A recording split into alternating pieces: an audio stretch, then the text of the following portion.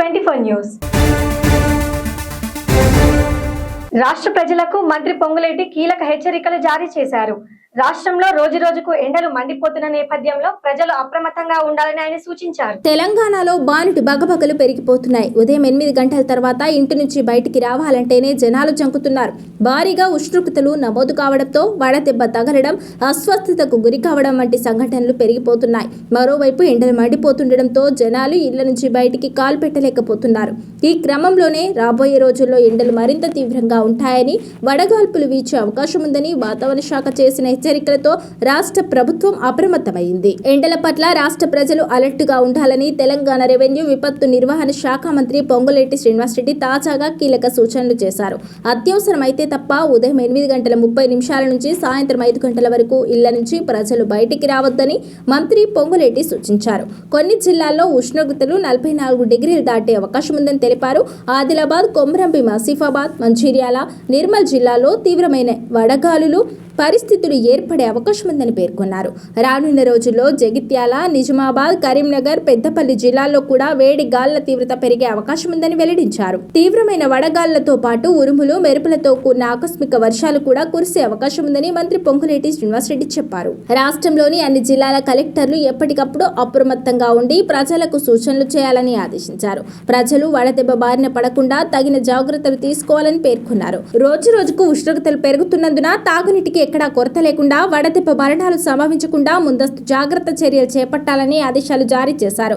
ఇక రాష్ట్రంలోని అన్ని ప్రాథమిక ఆరోగ్య కేంద్రాల్లో ORS ప్యాకెట్లతో పాటు అవసరమైన మందులను ఎప్పటికప్పుడు అందుబాటులో ఉంచాలని మంత్రి పొంగులేటి ఆదేశించారు. భారీ ఉష్ణోగ్రతలు నమోదయ్యే అవకాశం ఉన్న జిల్లాల్లో అధికార యంత్రాంగం ప్రత్యేక దృష్టి పెట్టాలని తెలిపారు. తెలంగాణలో మరో 3 నగరాలకు ఔటర్ రింగ్ రోడ్ రానున్నాయి. ఖమ్మం, వరంగల్, కరీంనగర్ కార్పొరేషన్లకు ఔటర్ రింగ్ రోడ్ నిర్మించనున్నారు. ఆదిలాబాద్, నాగోబా, బాసర, కడెం ప్రాజెక్టులను కలుపుతూ టూరిజం కారిడార్ గురించి వివరించారు.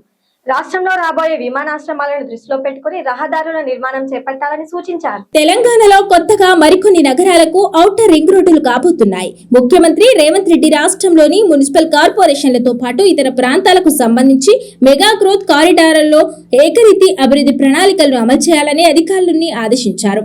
వరంగల్, ఖమ్మం, కరీంనగర్ కార్పొరేషన్లకు ఔటర్ రింగ్ రోడ్డు నిర్మాణంపై మున్సిపల్ శాఖకు సూచించారు.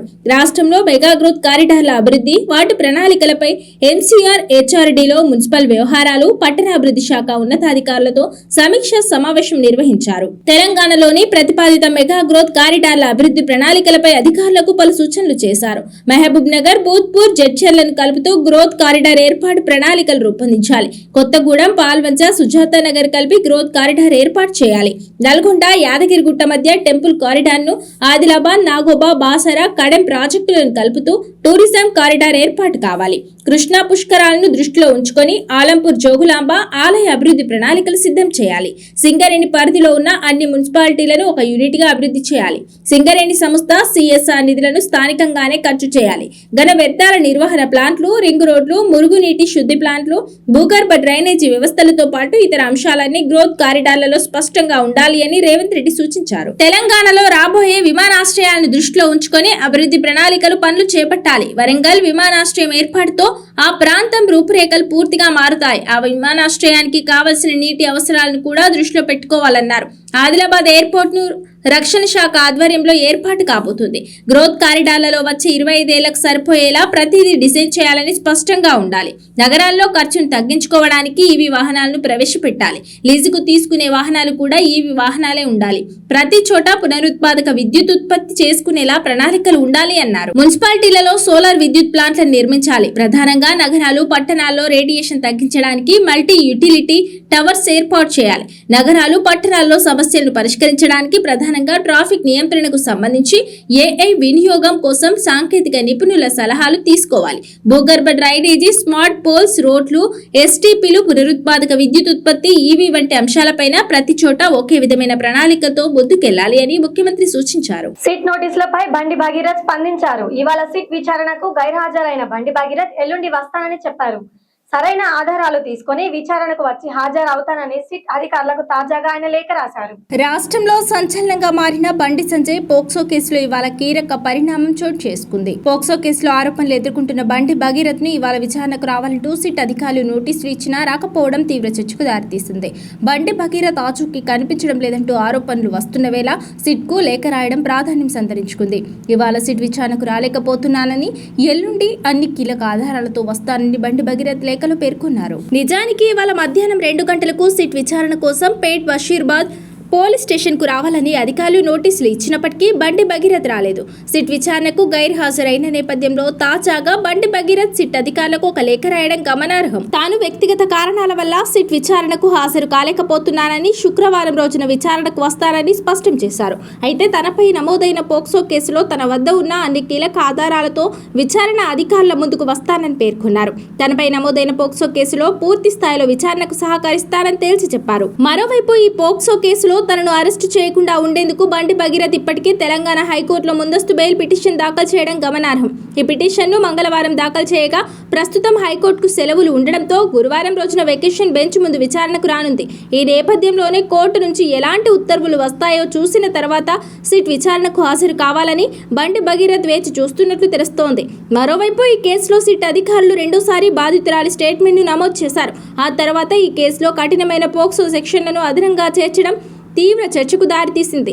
ఈ నేపథ్యంలోనే ఈ కేసులో బాధితురాలు వయసు కీలకంగా మారింది. ఆమెకు 2 బర్త్ సర్టిఫికెట్లు ఉన్నట్లు వార్తలు రావడంతో తీవ్ర దుమారం రేపుతోంది. ఈ క్రమంలోనే ఎల్లుండి బండి భగీరథ్ విచారణ సమయంలో ఎలాంటి ఆధారాలను సమర్పిస్తారు అనేది ఇప్పుడు సర్వత్రా ఆసక్తి కలిగిస్తోంది. తెలంగాణ రాష్ట్రంలో సామాజిక భద్రతే లక్ష్యంగా ప్రభుత్వం అడుగులు వేస్తోంది. ముఖ్యంగా ఆర్థికంగా వెనుకబడిన వృద్ధులు, వితంతువులు, ఇతర అణగారిన వర్గాలకు అండగా నిలవడంలో ఆసరా పింఛన్లు కీలక పాత్ర పోషిస్తున్నాయి. తెలంగాణ రాష్ట్రంలో సామాజిక భద్రతే లక్ష్యంగా ప్రభుత్వం అడుగులు వేస్తోంది. ముఖ్యంగా ఆర్థికంగా వెనుకబడిన వృద్ధులు, వితంతువులు, ఇతర అణగారిన వర్గాలకు అండగా నిలవడంలో ఆసరా పింఛన్లు కీలక పాత్ర పోషిస్తున్నాయి. గత కొంతకాలంగా కొత్త పింఛన్ల కోసం ఎదురుచూస్తున్న లక్షలాది మంది దరఖాస్తుదారులకు ఊరటనిచ్చే విధంగా రాష్ట్ర రెవెన్యూ గృహ నిర్మాణ శాఖ మంత్రి పొంగులేటి శ్రీనివాసరెడ్డి తాజాగా కీలక ప్రకటన చేశారు.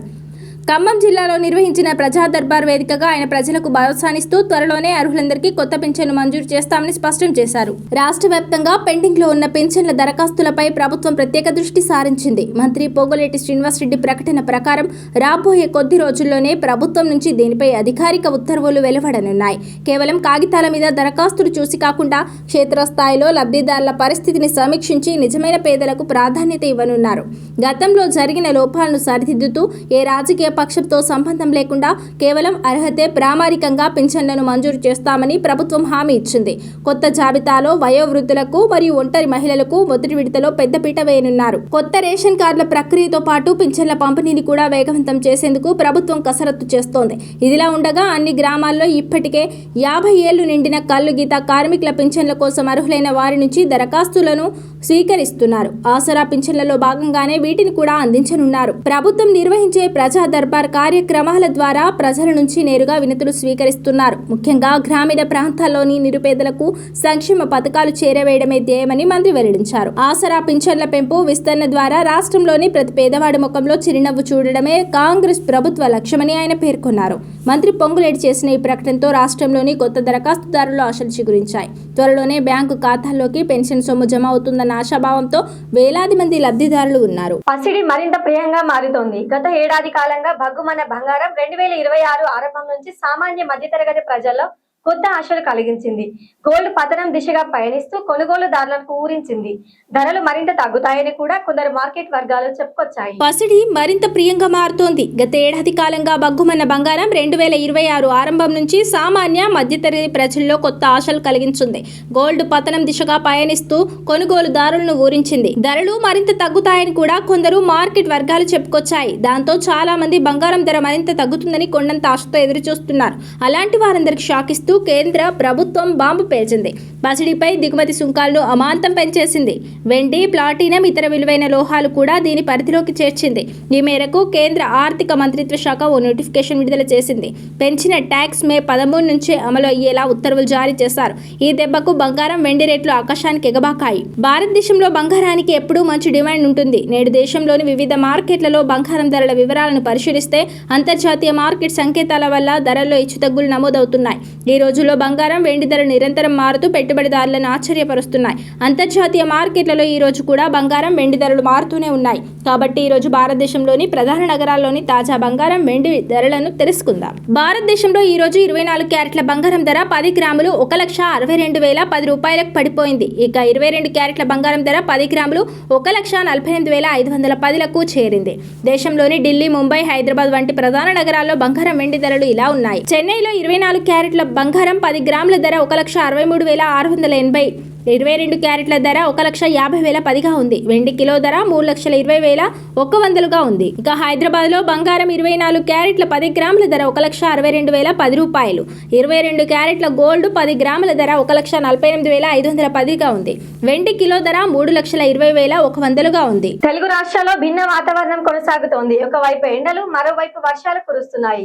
అయితే తీవ్రమైన ఎండల మధ్య వాతావరణ శాఖ చల్లని కబురు చెప్పింది. నైరుతి రుతుపవనాల పురోగమనంతో పాటు అల్పపీడన ద్రోణి ప్రభావంతో వర్షాలు కురిసే అవకాశం ఉందని వాతావరణ శాఖ తెలిపింది. తెలుగు రాష్ట్రాల్లో భిన్న వాతావరణం కొనసాగుతోంది. ఓవైపు ఎండలు, మరోవైపు వర్షాలు కురుస్తున్నాయి. అయితే తీవ్రమైన ఎండల మధ్య వాతావరణ శాఖ చల్లని కబురు చెప్పింది. నైరుతి రుతుపవనాల పురోగమనంతో పాటు అల్పపీడనం ద్రోణి ప్రభావంతో వర్షాలు కురిసే అవకాశం ఉందని వాతావరణ శాఖ తెలిపింది.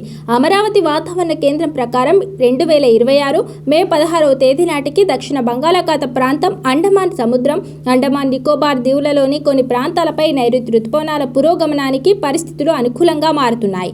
నిన్నటి నైరుతి, దానిని ఆనుకొని ఉన్న పశ్చిమ మధ్య బంగాళాఖాతంపై ఏర్పడిన అల్పపీడన ప్రాంతం ఈ రోజు 2026 మే 13వ తేదీన భారత కాలమానం ప్రకారం ఉదయం 8:30 అదే ప్రాంతంలో బాగా గుర్తించబడిన అల్పపీడన ప్రాంతంగా కొనసాగుతుంది. దీని అనుబంధ ఉపరితల ఆవర్తనం సముద్ర మట్టానికి 5.8 కిలోమీటర్ల ఎత్తు వరకు విస్తరించి ఉంది. దీంతో పాటు ఉత్తర, దక్షిణ ద్రోణి నైరుతి మధ్యప్రదేశ్ నుండి మధ్య మహారాష్ట్ర, ఉత్తర అంతర కర్ణాటక మీదుగా దక్షిణ అంతర కర్ణాటక వరకు సగటు సముద్ర మట్టానికి 1.5 కిలోమీటర్ల ఎత్తు వరకు విస్తరించి ఉంది. వీటి ఫలితంగా ఆంధ్రప్రదేశ్ రాష్ట్రంలో రాగల 3 రోజుల వరకు వాతావరణ సూచనలు. ఉత్తర కోస్తా ఆంధ్రప్రదేశ్ యానం బుధవారం తేలికపాటి నుండి మోస్తరు వర్షాలు లేదా ఉరుములతో కూడిన జల్లులు 1 లేదా 2 చోట్ల కురిసే అవకాశం ఉంది. ఉరుములతో కూడిన మెరుపులు, ఈదురుగాలు గంటకు 30 నుంచి 40 కిలోమీటర్ల వేగంతో వీచే అవకాశం ఉంది. గురువారం, శుక్రవారం తేలికపాటి నుండి మోస్తరు వర్షాలు లేదా ఉరుములతో కూడిన జల్లులు 1 లేదా 2 చోట్ల కురిసే అవకాశం ఉంది. ఉరుములతో కూడిన మెరుపులు, ఈదురుగాలు గంటకు 40 నుంచి 50 కిలోమీటర్ల వేగంతో వీచే అవకాశం ఉంది. దక్షిణ కోస్తా ఆంధ్రప్రదేశ్లో బుధవారం తేలికపాటి నుండి మోస్తరు వర్షాలు లేదా ఉరుములతో కూడిన జల్లులు 1 లేదా 2 చోట్ల కురిసే అవకాశం ఉంది. ఉరుములతో కూడిన మెరుపులు, ఈదురుగాలు గంటకు 30 నుంచి 40 కిలోమీటర్ల వేగంతో వీచే అవకాశం ఉంది. తెలంగాణలో అక్రమ పార్కింగ్ చేశారో ఇక టోయింగ్. రోజువారీ పార్కింగ్ ఫీజులు సైతం నెత్తిన పడతాయి. ఒకవేళ బ్రేక్ డౌన్ అయిన వాహనాలను రోడ్లపై వదిలేస్తే కఠిన చర్యలు తీసుకుంటారు. కొత్త ముసాయిదా పాలసీ రూపొందించిన రవాణా శాఖ ప్రభుత్వానికి పంపించింది. ప్రజల నుండి సూచనలను, అభ్యంతరాలు స్వీకరించిన తర్వాత అమలు చేయనున్నారు. తెలంగాణ ప్రభుత్వ వాహనాల పార్కింగ్ కు సంబంధించి కొత్త పాలసీని తీసుకురాబోతుంది. ఇకపై వాహనాలను ఎక్కడ పడితే అక్కడ పార్కింగ్ చేయడం, రోజుల తరబడి వాహనాలను రోడ్డు పక్కన నిలపడం వంటివి కుదరదు. ఇలా వాహనాల విషయంలో నిర్లక్ష్యంగా వ్యవహరిస్తుండటంతో ప్రమాదాలు జరుగుతున్నాయి. అందుకే కొత్త రూల్స్ అమలు చేయాలని నిర్ణయించారు. తెలంగాణలో వాహనాల పార్కింగ్ సహా ఇతర అంశాలకు సంబంధించి కొత్తగా ముసాయిదా పాలసీని రవాణా శాఖ ప్రభుత్వానికి సమర్పించింది. ఇటీవల సుప్రీంకోర్టు రోడ్డు ప్రమాదాలు, ట్రాఫిక్ సమస్యల పరిష్కారం కోసం ఇచ్చిన ఆదేశాల మేరకు ఈ నిర్ణయం తీసుకున్నారు. తెలంగాణ సర్కార్ ఈ ముసాయిదాను ఆమోదించగానే ప్రజల నుంచి అభ్యంతరాలు, సూచనలు స్వీకరిస్తారు. ఆ తర్వాతే అమలు చేయనున్నారు. ఈ ముసాయిదా ప్రకారం ఎవరైనా వాహనాలను రోడ్లపై వదిలేసి వెళ్తే గతంలో జరిమానా విధించేవారు. ఇకపై అలా కాదు, జరిమానాలతో పాటుగా వాహనాన్ని స్వాధీనం చేసుకుంటారు. టోయింగ్ ఛార్జీలను కూడా వాహన యాజమాని చెల్లించాల్సి ఉంటుంది. అంతేకాదు, ఆ వాహనాన్ని పోలీసుల దగ్గర ఉంచినా అన్ని రోజులకు పార్కింగ్ ఫీజు కూడా చెల్లించాల్సి ఉంటుంది. ఒకవేళ ఆ వాహనంపై ఏవైనా పెండింగ్ చలాన్లు ఉన్నా, ఇతర డాక్యుమెంట్లకు సంబంధించి ఏవైనా జరిమానాలు ఉన్నా చెల్లించాల్సిందే. ఒకవేళ వాహన యజమాని నెల నుంచి 45 రోజుల్లో క్లెయిమ్ చేయకపోతే ఆ వాహనాన్ని వేలానికి పంపే అవకాశం ఉంటుంది. వాహనాలు ట్రాఫిక్ కి ఇబ్బందిగా మారిన సమయంలో, బ్రేక్ డౌన్ అయిన సందర్భంలో ఫుట్పాత్లపై నో పార్కింగ్ జోన్లలో వాహనాల్ని టోయింగ్ చేయాలని రవాణా శాఖ ముసాయిదాలో పేర్కొన్నట్లు తెలుస్తోంది. ఈ వాహనాలు టోయింగ్, పార్కింగ్ ఫీజులకు సంబంధించి కూడా రవాణా శాఖ ఛార్జీలను ప్రతిపాదించింది. నగరాలు, గ్రామీణ ప్రాంతాల వారీగా ఈ ఛార్జీలు వేర్వేరుగా ఉన్నాయి. ఈ వాహనాలను పార్క్ చేసేందుకు కొత్తగా పీపీపీ భాగస్వామ్యంలో పార్కింగ్ యార్డులు ఏర్పాటు చేయాలని కూడా ప్రతిపాదించారు. ఈ వాహనాలకు నగర, పట్టణ, గ్రామీణ ప్రాంతాలను బట్టి రోజువారీ పార్కింగ్ ఫీజులు నిర్ణయించినట్లు తెలుస్తోంది. బైకులకు రోజుకు 20 నుంచి 30, ఆటోలకు 35 నుంచి 50, కార్లకు 60 నుంచి 80, బస్సులకు 200 నుంచి 300 రోజుకు చెల్లించాలని ముసాయిదాల రవాణా శాఖ ప్రతిపాదించింది. ఇది ఇవాల్టి బులెటిన్. మరో బులెటిన్ తో మళ్ళీ కలుద్దాం. Stay on TS24 news.